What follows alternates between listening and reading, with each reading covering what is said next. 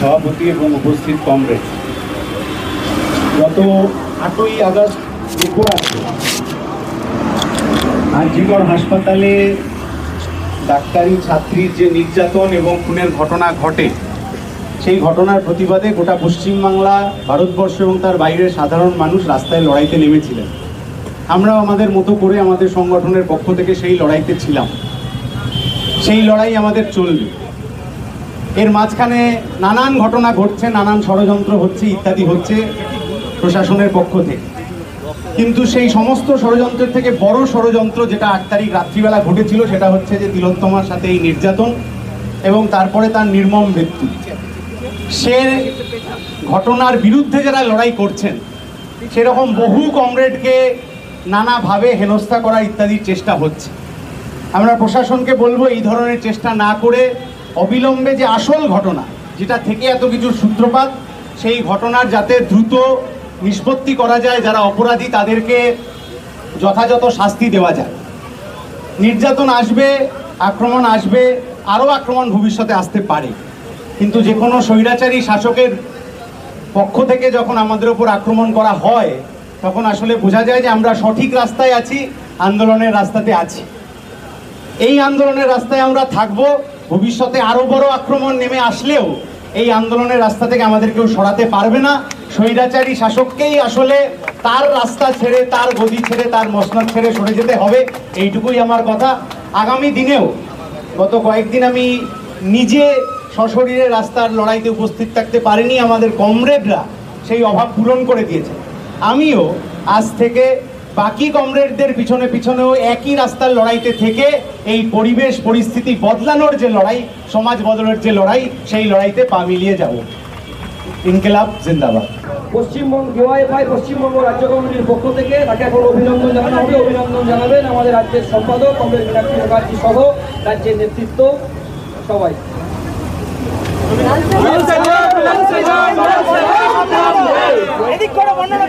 এখন এই অবস্থান মঞ্চেই আমাদের সালেম খান উপস্থিত আছেন, আনিস খানের বাবা, উনি অভিনন্দন জানাবেন কমরেড বলতান দাশগুপ্তকে।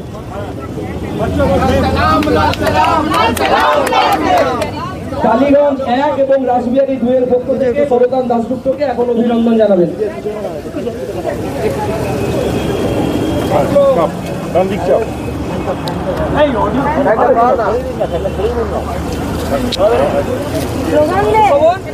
তিলোত্তমার গলদান লড়াই হবে কবুল জান, লড়াই হবে কবুল জান। তিলোত্তমার গলদান জেল के ताले टूटे, हमारे कमरेड छूट गए। जेल के ताले कच्चे हैं, हमारे कमरेड सच्चे हैं। तिलोत्तमार गलदान लड़ाई হবে কবুল জান, লড়াই হবে কবুল জান। তিলোত্তমার গলদান, তিলোত্তমা হারে না, গলদান থামে না, গলদান থামে না, তিলোত্তমা হারে না।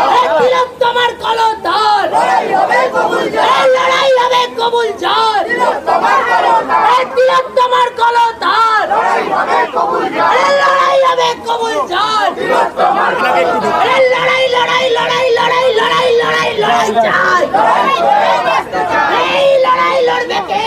তুমি আমি আমার কে? এই লড়াই জিতবে কে? তুমি আমি আমার কে? লড়াই লড়াই লড়াই চাই, তিলোত্তমার গলদান। চাকা ঘোরানোরই তো লড়াই আমরা করছি, সেই লড়াই আমরা করে যাব। সেক্ষেত্রে কি মুখ্যমন্ত্রী পদত্যাগ দাবি করবে? স্বাস্থ্যমন্ত্রী, স্বরাষ্ট্রমন্ত্রীর পদত্যাগ আমাদের সংগঠনের পক্ষ থেকে আমরা বহুদিন আগেই দাবি করেছি। পুলিশ কমিশনারের পদত্যাগও দাবি করেছিলাম, সেই দাবি পূরণ হয়েছে। বাকি দাবি পূরণ হওয়া লড়াই। এখনো ডাক্তারদের সব দাবি মেটেনি, তারা আন্দোলনে আছে। এখন সরকারের থেকে সব দাবি মেটার কোনো রকম আশ্বাস দেওয়া হয়? ডাক্তাররা যে লড়াই করছেন, সেই লড়াইকে আমরা কুর্নিশ জানাই। আমরা সেই লড়াই আন্দোলনের পাশে আছি। আমরা আমাদের মতো লড়ছি, ওনারা ওদের মতো লড়ছে। আমরা আশা করছি যে একটা ভালো ফল আমরা অবশ্যই পাবো। শাসকের বিরুদ্ধে তোমরা প্রতিবাদ জানাচ্ছ, কি কর্মসূচি হবে আগামী দিনের লড়াইয়ে? যেভাবে আমরা গত দীর্ঘ সময় ধরে স্বৈরাচারের বিরুদ্ধে রাস্তায় নেমে লড়াই করেছি, সেইভাবেই লড়ব। এই মুহূর্তে স্পষ্ট করে দিলেন বলতান যে লড়াই হবে কবুল জান, লড়াই হবে কবুল জান, তিলক তোমার গলতান, লড়াই হবে কবুল জান। হ্যাঁ শুনতে পাচ্ছি, বলো। ভিডিও ভাইরাল হয়েছিল, সেখানে কলতান দাশগুপ্তের গলা পাওয়া গেছে, এমনটাই অভিযোগ ছিল পুলিশের। কতদিন জেলে কাটালেন? 6-7 দিন হবে, মানে আমি সেটা গুনিনি, ওই 6-7 দিন মতো হবে। এবারই কি প্রথম এই জেলে থাকা? রাত্রিবাস এই প্রথম। এর আগে কতবার হয়েছে? হয়েছে অনেকবার, কিন্তু সেটা রাত্রিবাস অবধি যায়নি।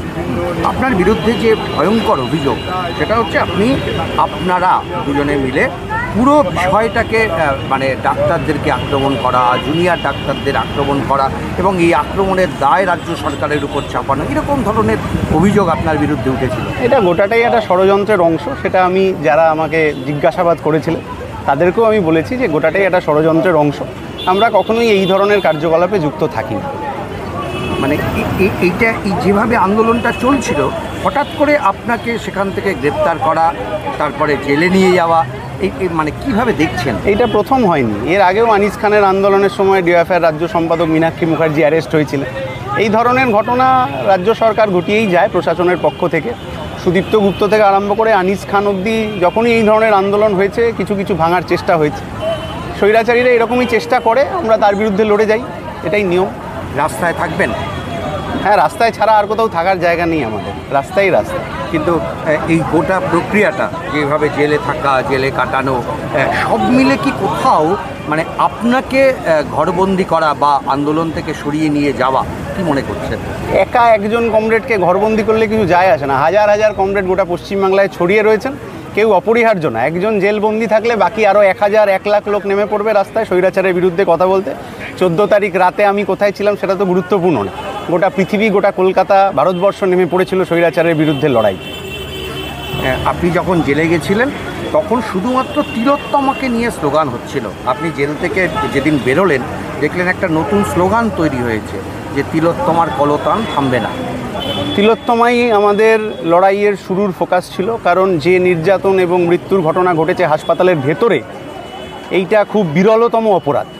ফলে আমরা ফোকাসটা ওই পয়েন্টেই রাখতে চাই, যতক্ষণ অবধি না তিলোত্তমার বিরুদ্ধে সেই ষড়যন্ত্র যা হয়েছিল 8 তারিখ সারা রাত, 9 তারিখ সকাল দুপুর বিকেল, সেই ষড়যন্ত্রের সঠিক বিচার না হওয়া অবধি আমাদের লড়াই চলবে। এই তিলোত্তমা হারেনি, এই কলতান থামেনি, तो जेल के ताले कच्चे थे, तो जेल के ताले कच्चे थे, तो जेल के ताले टूट गए, तो जेल के ताले टूट गए, जेल के ताले टूट गए, जेल के ताले टूट गए, हमारे कब्जे टूट गए, जेल के ताले